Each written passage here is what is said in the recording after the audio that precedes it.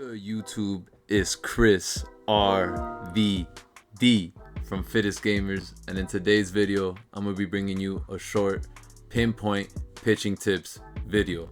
So I'm going to start it off by going into custom practice. But before we do that, I'm going to go ahead and show you my pitching settings. It's nothing crazy, nothing out of this world. It's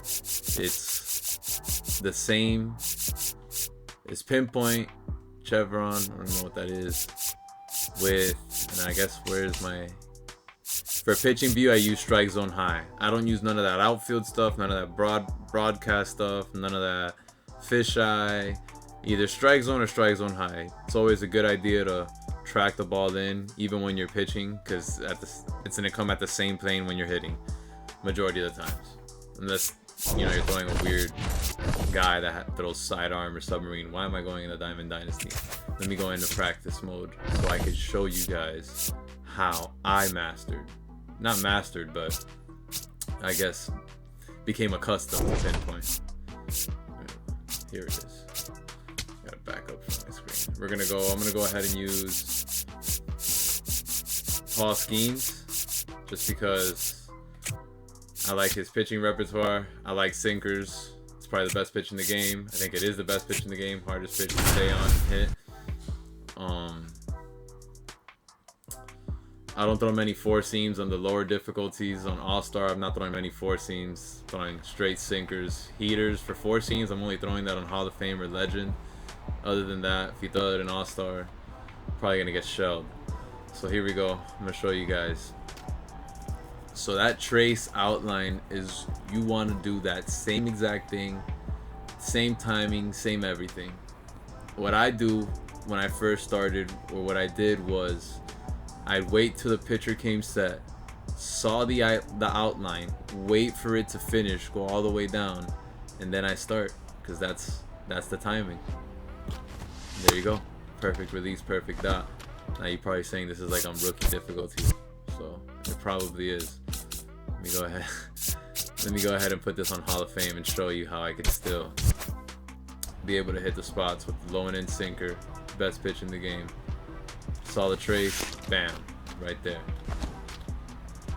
Wait, let me see. There we go. Let's try that again. Still not a perfect pitch, but I hit my spot. Here's the second best pitch in the game, circle change. My favorite pitch. I like throwing it right there. That's gonna get a lot of swings and misses on the higher difficulties, a lot of freezes, and show you again. That's terrible. Terrible release. Let's go to the four seam. There you go. See, I'm not getting all perfect releases on this. I mean, it is on Hall of Fame, so it's slightly harder, but I'm more or less around the zone, and as you can see, once you get more familiar with certain guys' timing windows, you don't need to wait till they come set. I'm saying just let them come set, because that's how I learned how to use pinpoint. Completely miss a spot there. That would probably end up like for a home run, but let's try to throw that. Bam. That's a strike all day. So you can see, just wait for the outline, go. Let the pitcher come set, watch the outline. All right, that's the timing. So it's not that hard. I'm also going to show you some gameplay footage from a BR run that I went 10-1 in. Let me get another perfect for you guys. Oh, come on. Get a perfect change up. There it is. Dot. So you can see, just wait till he comes set, go with the outline. Oh, he came set. That's the timing. Bam. Alright. Now that's throwing me off, but there you go. I don't need to come set anymore, just because I already know how. I'm just very familiar with a lot of these guys' timing windows. So, oh man, finish good before we go into well, we get a perfect release here. This is pissing me off. One more. Those are all home runs. That's terrible. Let me go. Let me finish. There it is. That would probably get a swing and miss on mine. Alright, let's go and break down actual gameplay footage from my 10-1 run and how I pitched in this run. This game doesn't really matter. I want to show you particularly game 10. Here we are. So right away, this guy leads off with a bomb off of me. I throw a sinker low and in. On any difficulty, it doesn't matter. I kind of pitch the same. You want to work tunneling pitches, low and in, low and out, high and out, and high and in. That's you want to work off of that. There you go. I threw a sinker low and in, and I get absolutely punished for it. So I'm like, all right, this guy gets to that pitch pretty well. But I don't panic here.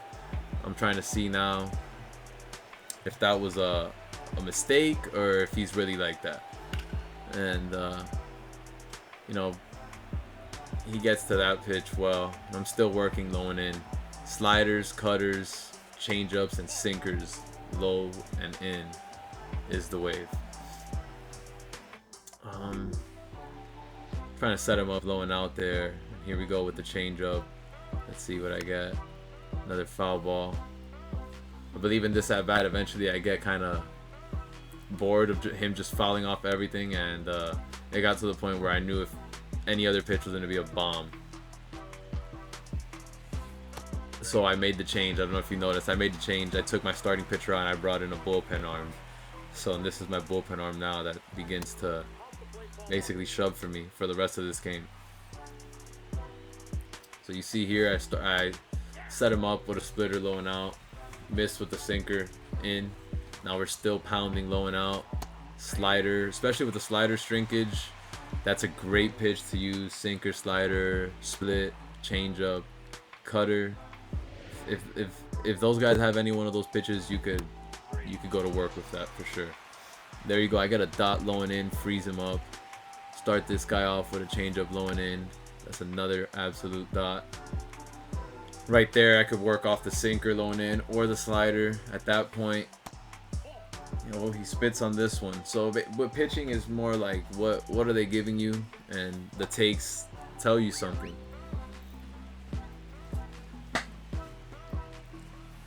The takes tell you what he's seeing well and what his tendency usually is, what he usually goes for.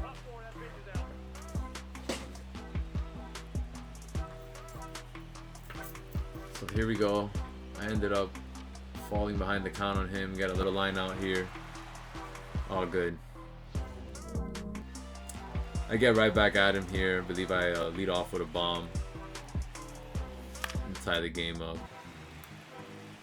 I'll leave it here and show you guys. Even though this is a pitching tips video, I'll just leave this here. Oh, there it is.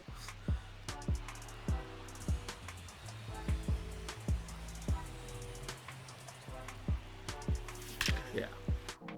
There you go. I'm gonna go ahead and fast forward this. You guys don't want to see this. Let's get to the good stuff. Here we are. So I get him, I set him up with a splitter low, absolutely low, get a check swing. Here, go back to the slider, he spits on it again.